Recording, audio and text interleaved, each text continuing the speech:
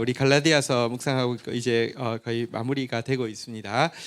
지금은 이제 성령의 인도하심을 받는 삶에 대해서 쭉 계속 나오고 있고요. 어, 대인 관계에서 어떻게 성령의 인도하심을 받는지 다루고 나서 이제 6장 3절부터 8절까지는 자기 자신에게 성령의 인도하심을 받는다는 게 무엇인지 좀 다루고 있습니다. 한번 살펴보도록 하겠습니다. 3절 읽고 시작하도록 하겠습니다. 시작. 만일 누구든지 죄송합니다. 만일 누가 아무것도 되지 못하고 된 줄로 생각하면 스스로 속임이라.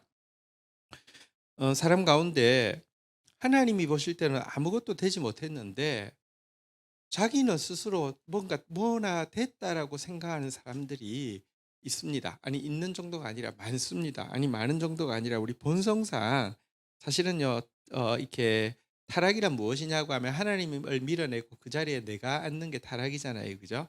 인간 본성상 사실 온 우주의 중심이 자기고 자기만한 사람은 없는 게 본성이기 때문에 하나님 보실 때 아무것도 되지 않았지만 스스로 된 줄로 생각하는 그 고질적인 본성이 우리 가운데 있습니다. 이게 아무것도 되지 못하고 스스로 됐다라고 생각하는 게 구체적으로 무엇이냐고 하면요. 우리 한번 성경을 찾아보겠습니다. 고린도전서 3장 18절 한번 볼까요? 같이 한번 읽도록 하겠습니다. 시작. 아무도 자신을 속이지 말라. 너희 중에 누구든지 이 세상에서 지혜 있는 줄로 생각하거든 어리석은 자가 되라. 그리하여야 지혜로운 자가 되리라. 그러니까 아무것도 되지 못했는데 된 줄로 생각하는 게 구체적으로 무엇이냐? 스스로 속는 게 무엇이냐? 자기가 지혜 있다라고 생각하는 사람이 지혜 있다라고 생각하는 것이 바로 아무것도 되지 못했는데 된 줄로 스스로 속는 것이다라고 이야기하고 있습니다. 나는 지혜가 있어. 나 알아.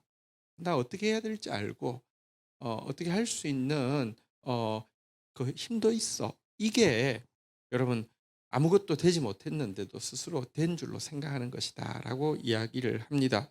고린도전서 8장 2절도 한번 볼까요? 같이 한번 읽도록 하겠습니다. 시작. 만일 누구든지 무엇을 아는 줄로 생각하면 아직도 마땅히 알 것을 알지 못하는 것이요. 내가 뭘 안다.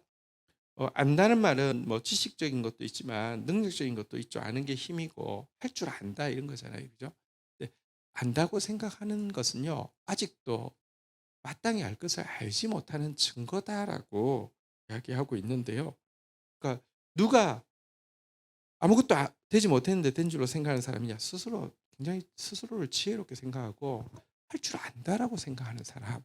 이런 사람이 지금 3절에서 이야기하고 있는 사람입니다. 스스로 속고 있는 사람입니다. 특별히 이렇게 내가 지혜 있다라고 생각하고 내가 할 줄 안다라고 생각하는 사람은요. 여러분 자기 뭐랄까 근저에 자기 자랑이 있는 것입니다. 나는 지혜가 있어. 나는 할 능력이 있어. 자기 자랑이 있는 것이고요. 말로 표현하든 안 하든 상관없이 그 사람 자기 자랑의 사람이고요. 자기 자랑이 있다는 것은 사실 성경에 보면요. 그러니까 은혜가 임하면 자랑이 없어진다 그랬는데 자기 자랑이 있다는 것은 아직도 말로는 하나님 은혜입니다라고 이야기하지만 자기 공로가 아직까지 살아 있다는 것이에요. 그러니까 자기 자랑 그 안에는 자기 공로가 있고요. 이런 사람이 스스로를 지혜롭게 여기고 스스로 할 줄 안다 여기고 근데 성경은 이런 사람 스스로 속는 것이다 이렇게 이야기를 하고 있습니다.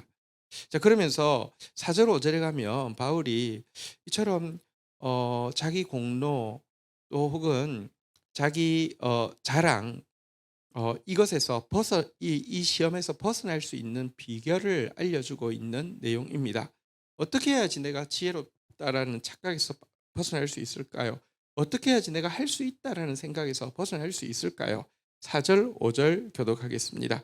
각각 자기 일을 살피라. 그리하면 자랑할 것이 자기에게는 있어도 남에게는 있지 아니하리니 5절 같이 한번 읽도록 하겠습니다. 시작. 각각 자기의 짐을 질 것이라. 자, 여기 보니까요. 첫 번째 비결은요. 한번 따라하겠습니다. 각각 자기의 일을 살피라. 자기의 일을 살피라는 것은요. 부단히 자기를 성찰하라는 것입니다. 자기 성찰을 하라는 것인데요. 근데 여기서 기준이 있습니다. 사람들은 다 자기 성찰을 합니다. 그런데 자기 성찰의 기준이 뭐냐고 하면 남과 견주어 자기 성찰을 하는 것입니다. 최소한 저 사람보다는 내가 더 성실하고, 최소한 저 사람보다는 내가 더 똑똑하고, 저 사람보다는 내가 지혜가 있고, 저 사람보다는 내가 공로가 있고, 이번 일에서 내가 저 사람 아무것도 안 한 저 사람하고는 달리 내가 공로가 있다. 사람을 놓고 자기를 성찰하는데 그건 자기 성찰이 아닙니다.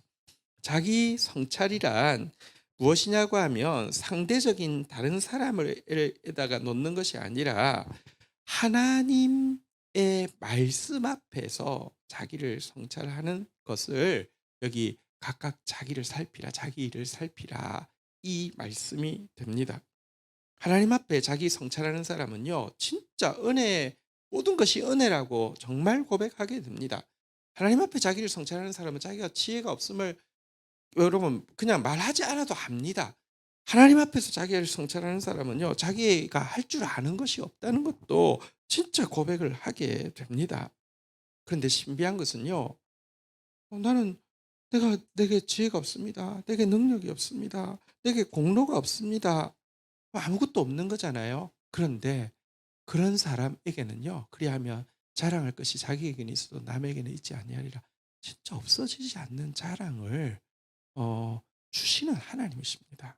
하나님께서 우리가 부족한 줄 알게 하시는 이유는 자신감 없이 막 이렇게 뭐랄까요, 기가 죽어서 살게 하기 위함이 아닙니다. 하나님 의지하기 위함이고요. 성령님 의지하게 하기 위함이고요. 성령님 안에서 여러분 우리에게 주시려고 미리 약속해 모든 것이 막힘없이 흐르게 하기 위함입니다. 그래서 자기를 살펴야 합니다. 말씀 앞에서. 다른 사람하고 자꾸 비교해가지고 자기 성찰한다고 하지 마십시오. 자기 성찰 아닙니다. 말씀 앞에서 자기를 살펴야 합니다. 5절에는요 또 한 가지가 있죠. 한번 따라하겠습니다. 각각 자기의 짐을 질 것이라. 여러분, 하나님은 우리를 자녀로 세우심과 동시에 우리를 동력자로 세우셨기 때문에 각자에게 사명을 주셨고 각자가 걸머져야 할 짐을 주셨습니다. 그런데요, 이 하나님이 맡겨주신 사명을 성실하게 책임을 완수하려고 하면요, 이게요 진짜 내가 지혜가 없다는 사실을 정말 알게 되고요, 내게 능력이 없다는 사실도 정말 알게 되고요. 그런데 신기하게 그 일이 되어 가요. 그러면 이게 정말 은혜라는 사실을 알게 된다는 것입니다. 우리 지금 이제 스파크 양육이 시작되었는데요. 스파크 양육에서 이제 우리 미리 이제 예습을 하고 이제 들어와서 사실은 이제 이 뭐랄까요, 강의 내용은 이제 PPT로 하지만 이제 앞뒤에 나눔을 주로 많이 하는데, 나눔을 할 때 그런 고백을 하더라고요. 그러니까 무슨 고백이냐고 하면 옛날에는 순종하는 게 너무 힘들었는데, 그리고 뭐랄까, 왜 자꾸 이 험한 세상에서, 이 죄악된 세상에서 살 때 하나님 말씀대로 순종하는 게 힘든데 왜 하나님 어쨌거나 뭐 우리를 위해서 한다고 하시지만 자꾸 순종하라 이야기하는가, 좀 이게 좀 부담스럽게 느껴졌는데, 요즘은 순종하라는 게 진짜 마중물만 부으라는 것이구나가 깨달아지고 느껴지고, 옛날에는 순종하기 힘들었는데 순종하고 있고, 순종하다 보니까 내가 순종한 거는 사실 너무 작은 것인데 하나님이 예비하신 것은 너무 큰 것이라는 것을 느끼게 된다. 그래서 이게 신약이 이런 거구나, 이 성령의 인도함 받는 게 이런 거구나. 요즘 갈라디아서 내용도 그런 거고, 또 스파크 양육이 말씀은 다 같이 가는 거잖아요, 그죠? 그래서 그런 고백들을 하게 되는데, 진짜 여러분, 우리가 자기 사명을, 하나님께서 각자에게 주신 사명은 하나님께서 각자에게 줄로 재어준 구역이나 마찬가지고요, 분깃이나 마찬가지고요. 그게 제일 아름다운 것입니다. 큰 사명이 좋은 아름다운 사명이 아니라 내 사명이 아름다운 사명입니다. 근데 내 사명 정말 제대로 성실하게 감당하려고 하면요, 내 지혜로 할 수 없고 내 능력으로 할 수 없고, 그럼에도 불구하고 하나님이 맡겨주신 것은요, 여러분 하나님 맡겨주시면서 실패할 확률 보자 내가 얘한테 맡겨놓으면 실패할 확률 한 50% 본다. 반반 본다. 반타작만 해도 성공이다. 그런 하나님 아니시라고요. 겸손하기만 하면요. 무조건 200% 열매 맺는 거 30, 60, 100배 열매 맺는 게 하나님의 방법이란 말이에요. 그런데 그 내가 부족함을 아는데도 되는 것을 보면 정말 은혜입니다. 이렇게 고백을 하게 된다는 거예요. 그러니까 다시 이야기합니다. 자기 자랑, 자기 공로, 자기 지혜, 자기 능력이라는 속임에 빠지지 않는 길은요. 말씀 앞에서 자기 성찰을 부단히 하고 또 내 사명 견눈질하지 말고요. 내 사명 성실하려고 하면요. 진짜 은혜가 무엇인지 알고 성령의 지혜, 성령의 능력이 무엇인지를 알고 이렇게 나간 사람에게는 없어지지 않을 진정한 자랑이 남게 된다. 이렇게 이야기를 하고 있는 것입니다. 6절 부터 또 한번 보겠는데요. 6절, 7절 또 다시 뭐랄까요? 스스로 속지 않는 것에 대한 내용을 또 한 가지 더 이야기하고 있습니다. 6절, 7절 교독하겠습니다. 가르침을 받는 자는 말씀을 가르치는 자와 모든 좋은 것을 함께 하라. 7절 같이 한번 읽도록 하겠습니다. 시작. 스스로 속이지 말라. 하나님은 업신여김을 받지 아니하시나니 사람이 무엇으로 심든지 그대로 거두리라. 여기 7절에 보니까 한번 따라하겠습니다. 스스로 속지 말라. 우리 3절로 한번 올라가 볼까요? 한번 따라하겠습니다. 스스로 속임이라. 지금 스스로 속지 말라, 스스로 속임이라. 이 속는 문제를 같이 지금 다루고 있다는 것은 위의 내용과 이어지고 있는 내용임을 알 수 있겠죠, 그죠? 속지 말라. 그러면 7절에서 스스로 속지 말라는 말은 위의 내용과 연결시켜서 보면 스스로 지혜 있다고 생각하고 스스로 뭘 안다고 생각하고 스스로 자랑할 것, 다시 말하면 내 공로가 있다고 생각하지 않는 비결에 대해서 지금 또 한 가지의 비결을 이야기하고 있음을 알게 되는데요. 자, 그런 상태에서 6절로 한번 가보십시오. 그 비결이 무엇이냐고 하면요. 가르침을 받는 자가 말씀 가르치는 자와 모든 좋은 것을 함께 하는 것이다. 라고 이야기를 하고 있는 것입니다. 말씀 사역자를 말씀을 가르치는다는 이유로 하나님께서 말씀을 가르치는 일을 위해서 선택하시고 하나님께서 말씀을 맡겨주셔서 저를 통하여서 나에게 말씀이 들어온다는 이유로 선대하는 것, 선대하라라고 이야기하고 있는데 일단 여러분 이 말씀을 가르치는 자를 선대하라고 이야기하고 있는 것은 우리가 잘 알고 있잖아요. 그죠? 성경 전체가 계속 강조하고 있잖아요. 디모데전서 5장 17절 18절에도 보면 이렇게 이야기합니다. 잘 다스리는 장로들은 배나 존경할 자로 알되 말씀과 가르침에 수고하는 이들에게는 더욱 그리할 것이니라라고 하면서 배나 존경하라. 특별히 말씀과 가르침에 수고하는 이들은 배나 존경하라 이렇게 이야기하고 있고요. 18절에 보면요. 이렇게까지 이야기합니다. 같이 한번 읽겠습니다. 시작. 성경에서 일렀을 때 곡식을 밟아 떠는 소의 입에 망을 씌우지 말라 하였고 또 일꾼이 그 삭슬 받는 것은 마땅하다 하였느니라.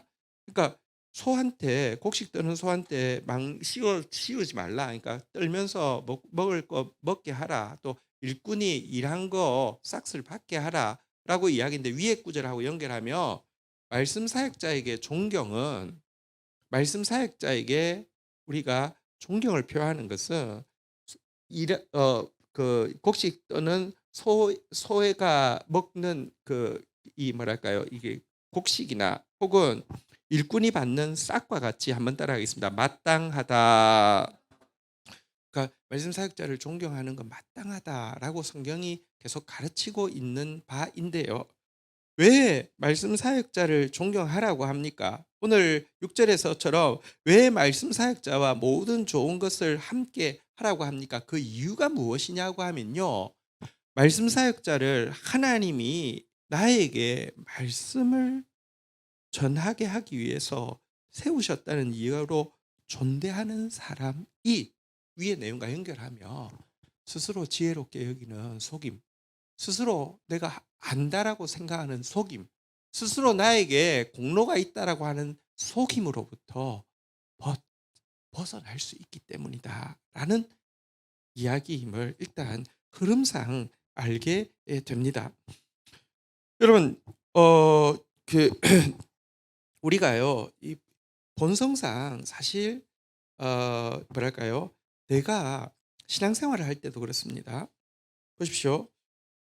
우리가 만인 제사장이에요. 우리가 다 하나님 앞에 이렇게 1대1로 나설 수 있습니다. 이것은 정말 성도에게 주어진 신약 성도에게 주어진 특권이 맞습니다. 그래서 개인적으로 하나님 말씀 앞에 서야 합니다.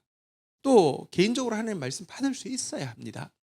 그럼에도 불구하고 여러분 개인은 항상 여러분 어 오류에 빠질 확률이 높다는 사실을 인지하고 있어야 됩니다. 왜냐하면 자기 중심으로 듣다 보면 취사 선택을 딱 내가 듣고 싶은 게 주로 들리게 되어 있단 말입니다.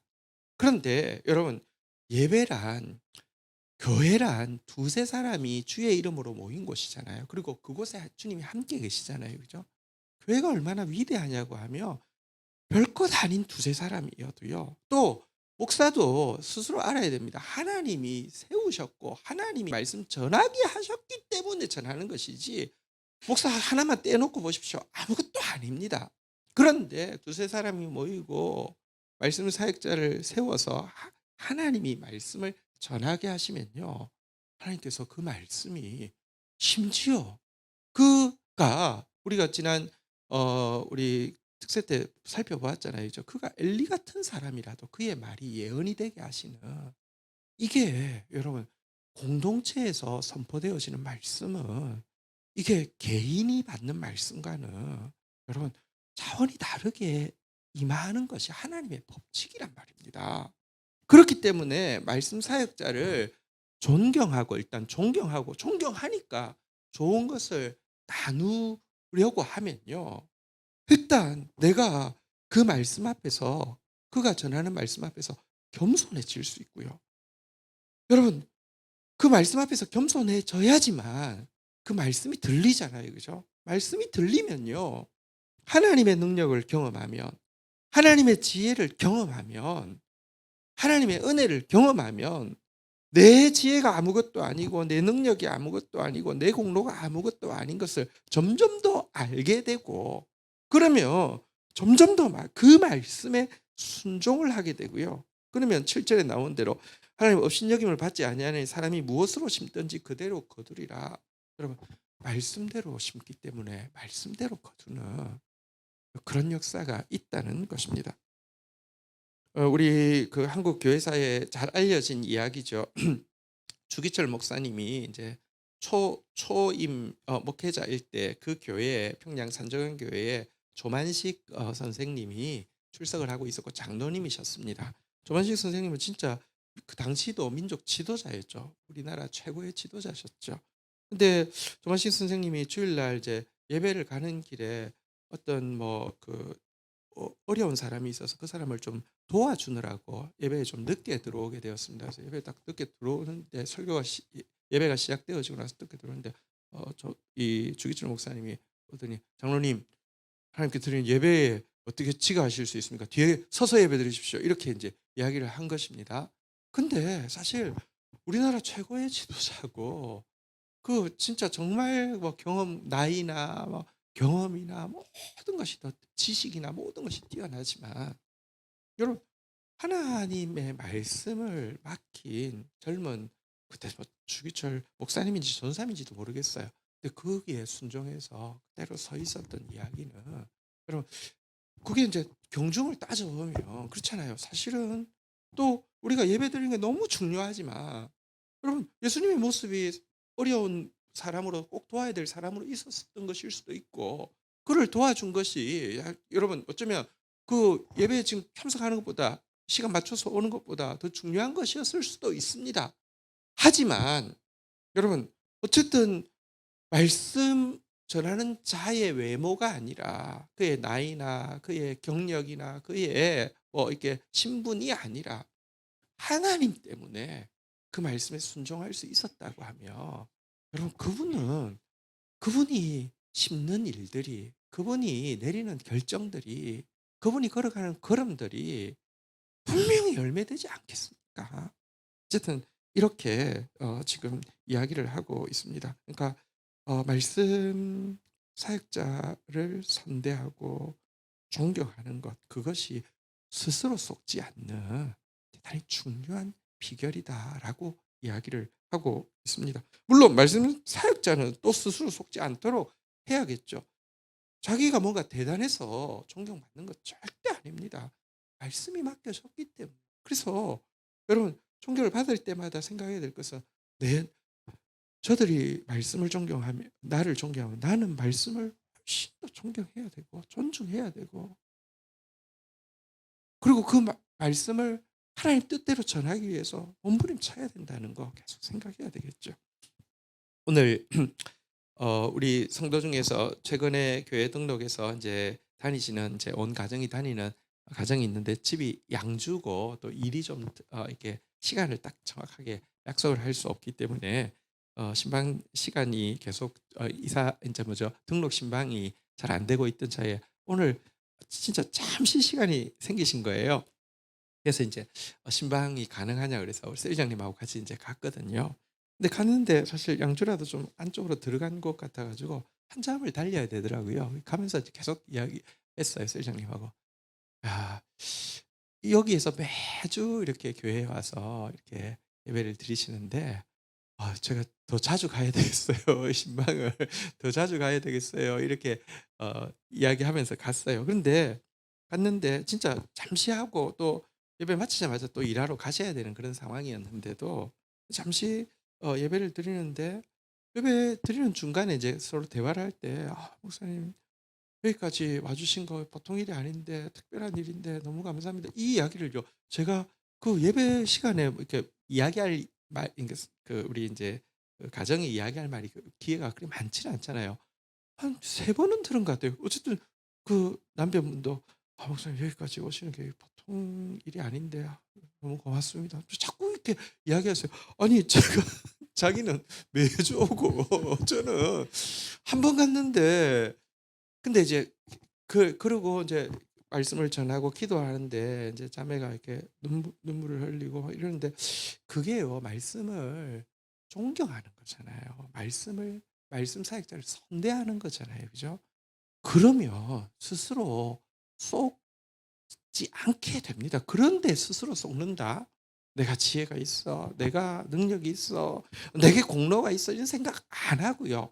그러면 아파트도 살펴본 대로 남이 빼앗아갈 수 없는 자랑이 생기게 되고요.